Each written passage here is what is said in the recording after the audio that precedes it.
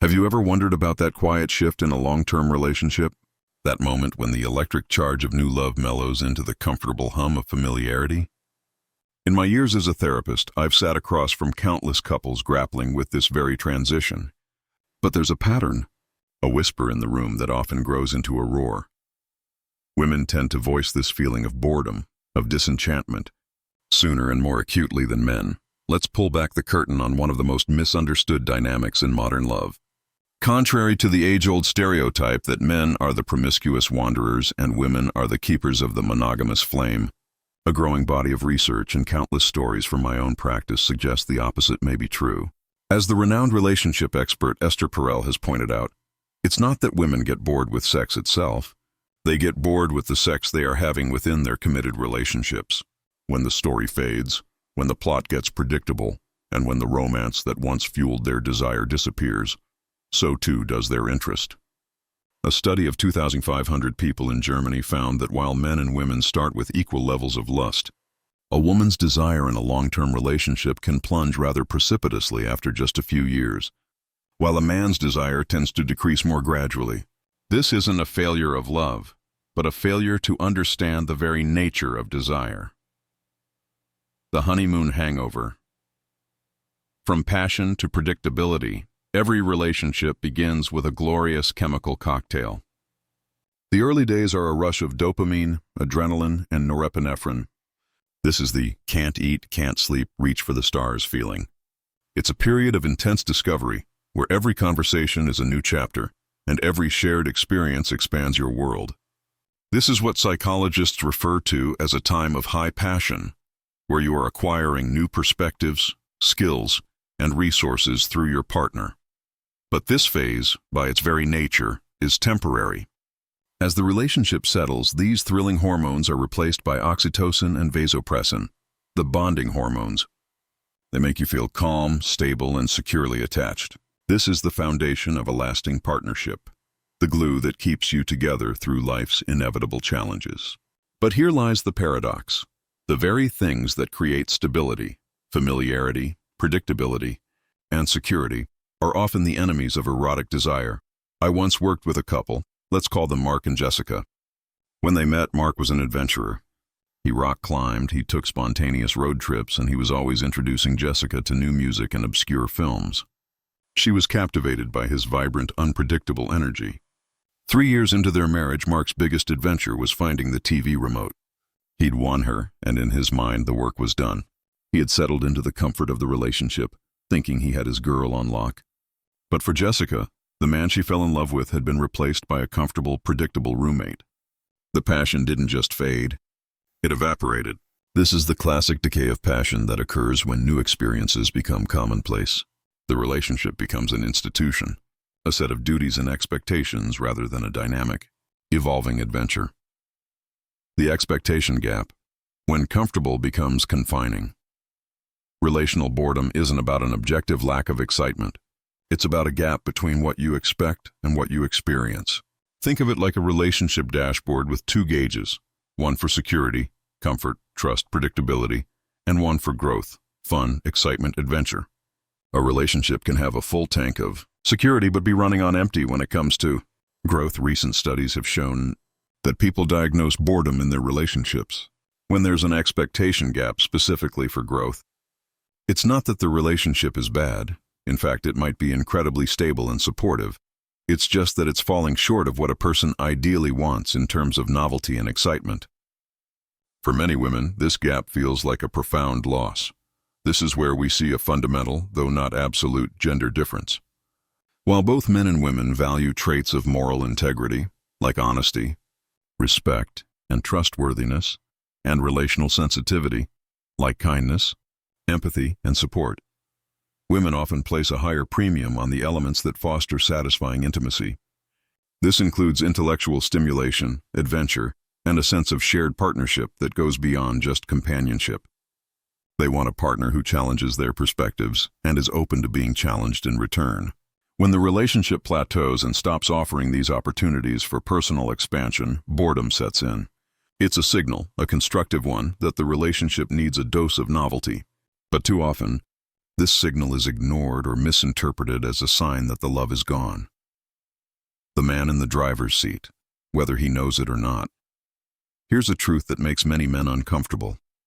In a heterosexual relationship, the man is almost always in the driver's seat of the romantic narrative. This isn't about power in the traditional sense. It's about the flow of erotic energy. He can be an active, engaged driver, steering the relationship toward exciting new destinations. He can be a passive one, letting the car meander into a field of monotony, or he can crash it into a hillside of resentment. But no matter what, he is leading.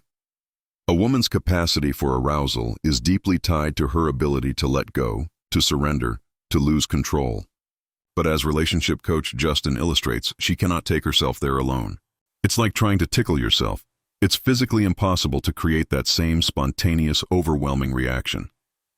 She needs to be guided, to be led into that space of abandon by a partner who is confident and present. When a man stops leading the romantic plot, when he stops being the director of the story, he removes her ability to fully surrender to her desire. The common mistake I see men make is that when the initial excitement wanes, they try to patch the boredom with external things. They think, what's next? I'll spend more time with her. We'll move in together. I'll buy a bigger house.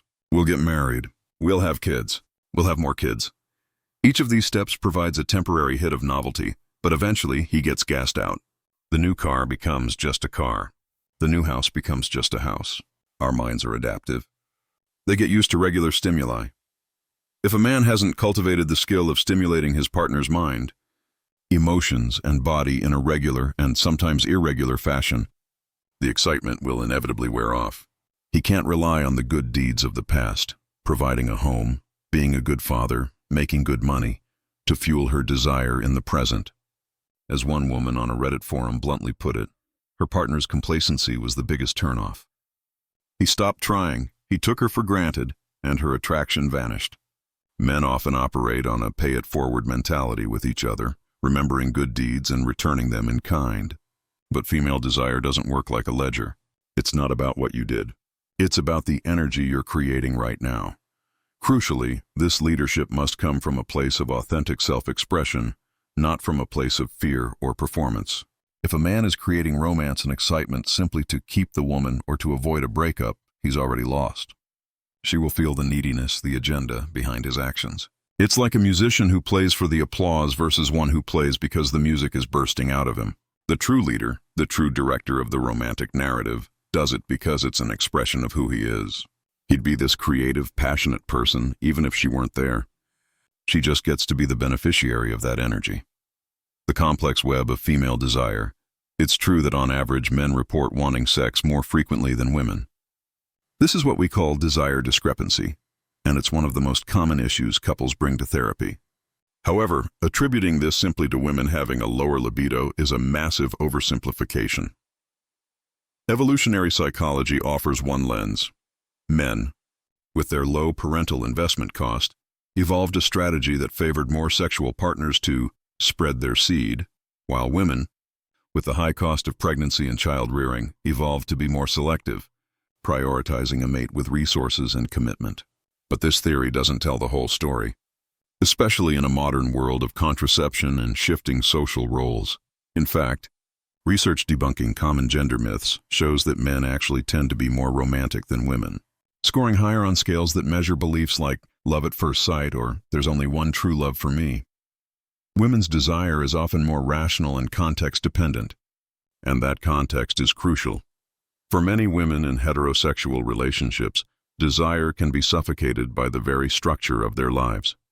When a woman is a mother, a caretaker, the head of domestic responsibilities, and the relationship's emotional manager, it's hard to switch into a role that requires a degree of selfishness inherent in pleasure.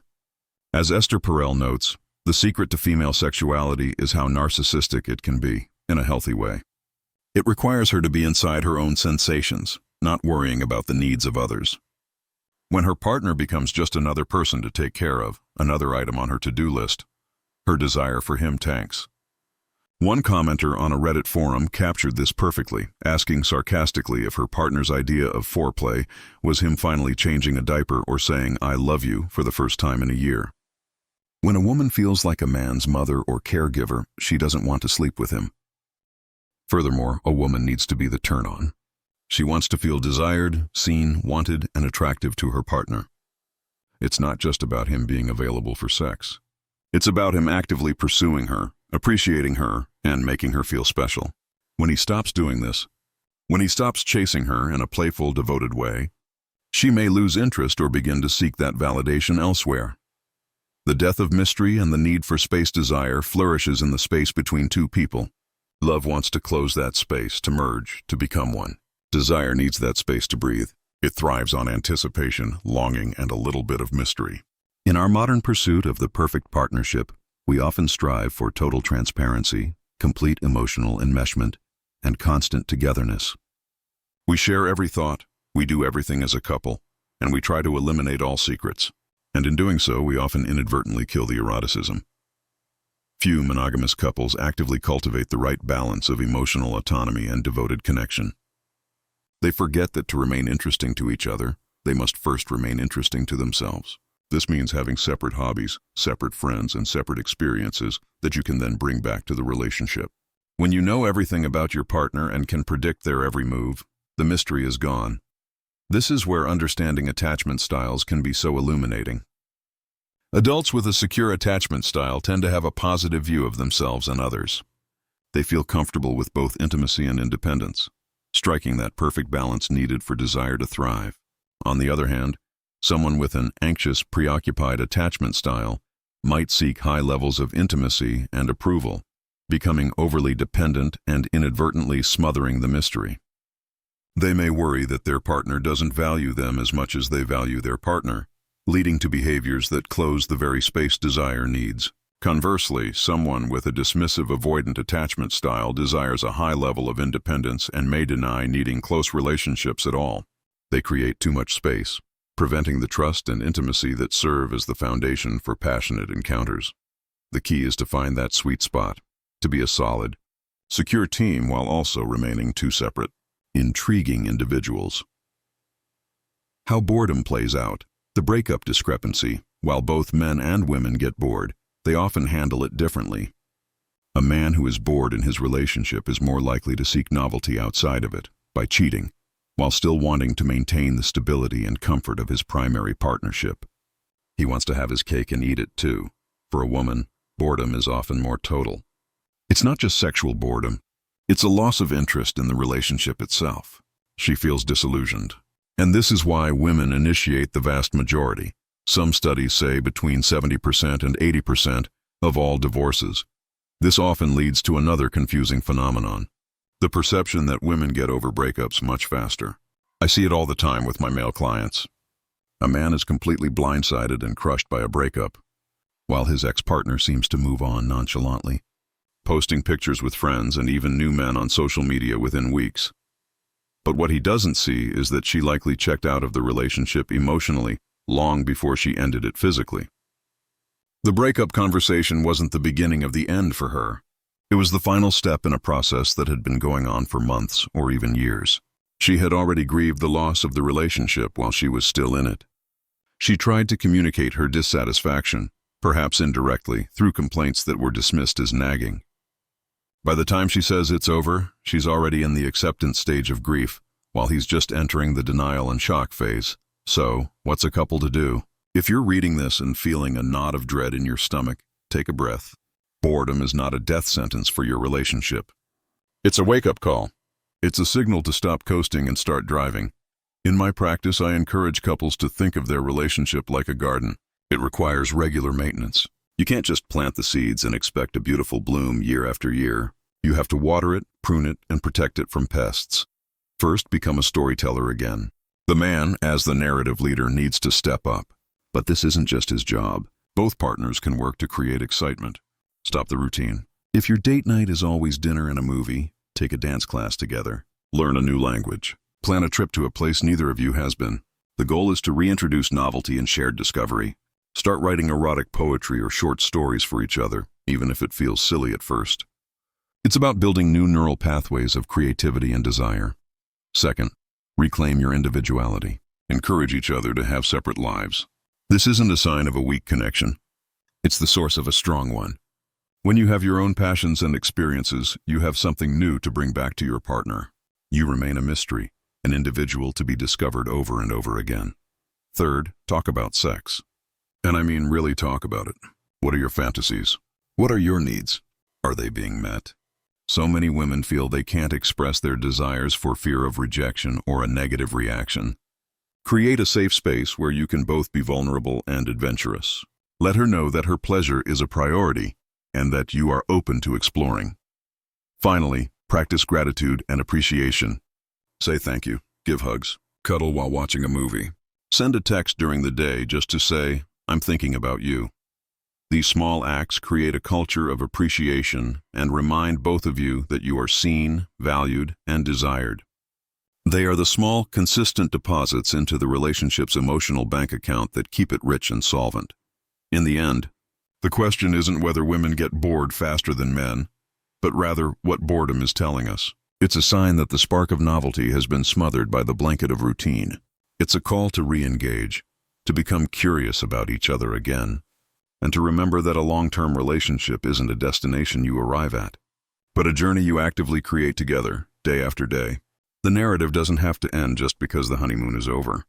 You simply have to be brave enough to start writing the next chapter.